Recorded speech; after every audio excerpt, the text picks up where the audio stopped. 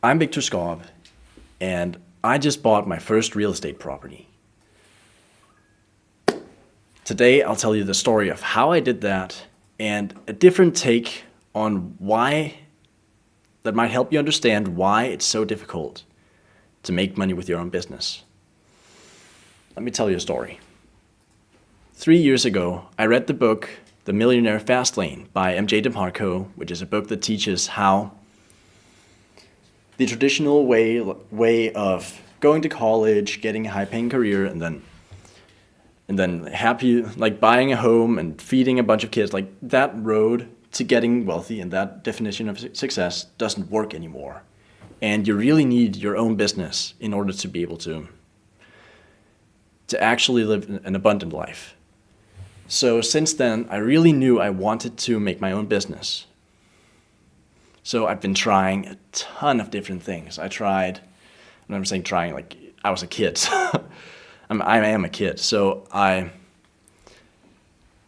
had no idea what I was doing, but I tried drop shipping, making my own little web store and selling, upselling basically, well, not upselling, but making a markup on some cheap product from Alibaba and trying to sell it, and tried to do an agency, and with a little bit of success tried here on YouTube. I reached like 300 subscribers before I stopped for some reason.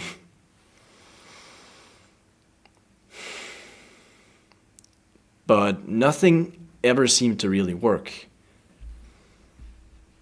And I was facing this super weird problem that I really struggled to put into words for the longest time, but I think I finally tried, gotten close to nailing it down. So let me tell you a story.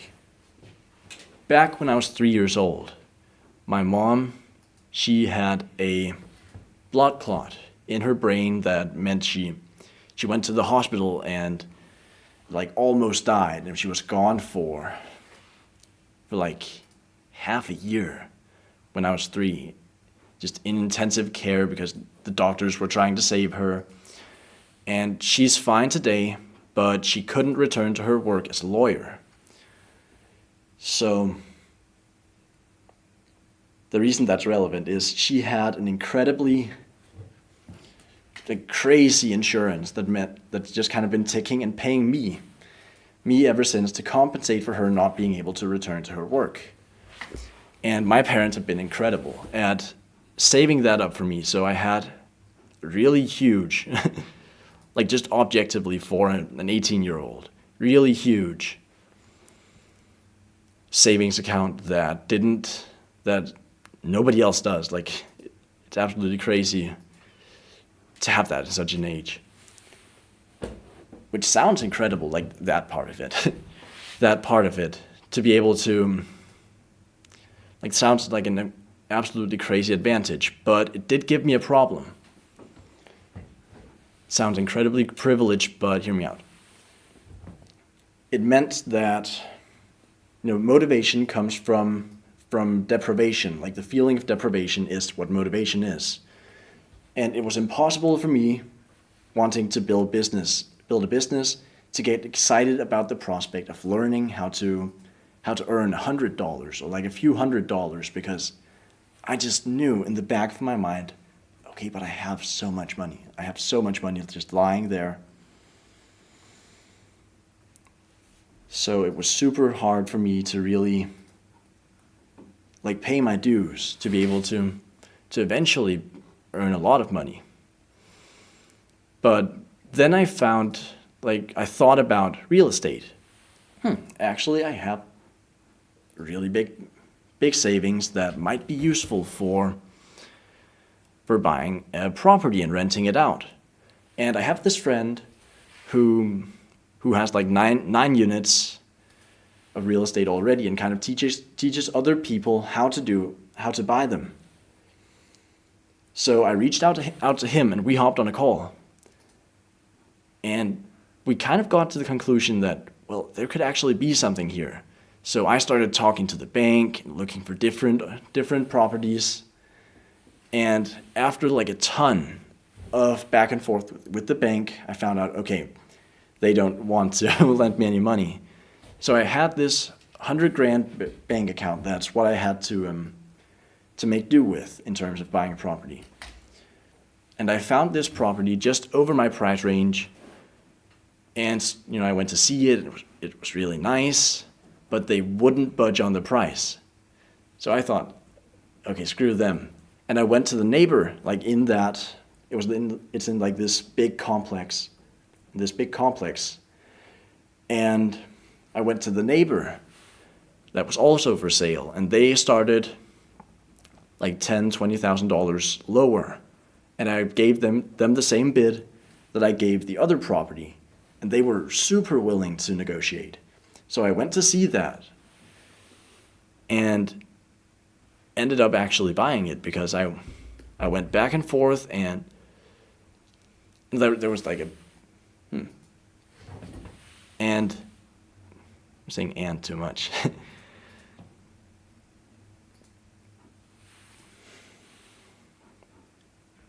We went back and forth like a bunch because the first thing I did was I just bid, which actually is like a goated strategy when you think about it, because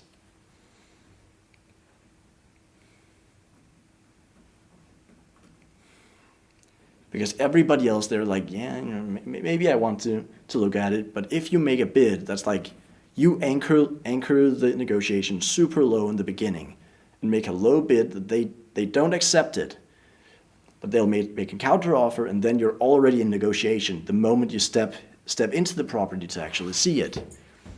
And it just means that you have so much more power to drag the price down to you. And so I went to see it, and it was super nice. And I could see that, okay, I need to paint it, I need to get the floors done, but overall, super nice place. So we went into this negotiation where we were already only like $10,000 from each other, which isn't a lot in a real estate negotiation. So I stood firm on my offer and gave a bunch of reasons, because I was like, yeah, I think it's worth this based on the numbers I think I can get. And then the deduction because I had to get the floors done and I had to get the walls painted and stuff like that. And they turned back and said, no, we don't want to go down anymore. And that's where I got a bit worried the first time, because I was like, okay, they went down super quickly on the first offer I made, but now they won't budge anymore. So what I did was I counted basically like to the penny what I was able to offer. And I made some ridiculously specific offer. And it was I'm Danish, so it was in Danish krones, not in dollars, but so I made the offer of, I think, 811,400 kroners, which is super specific. And then they turned back and were like, okay, we can do for 825, which is it's somewhere in the neighborhood of $100,000. So I accepted, and that was how I ended up buying my first property at 18. That is such a weird thought.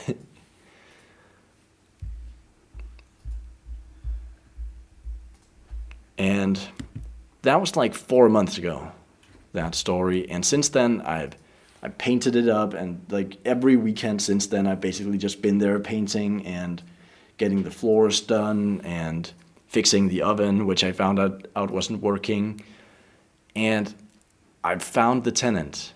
I actually managed to find the tenant, which is super awesome, because I've just received the first payment, and I've actually managed to make money from my own business.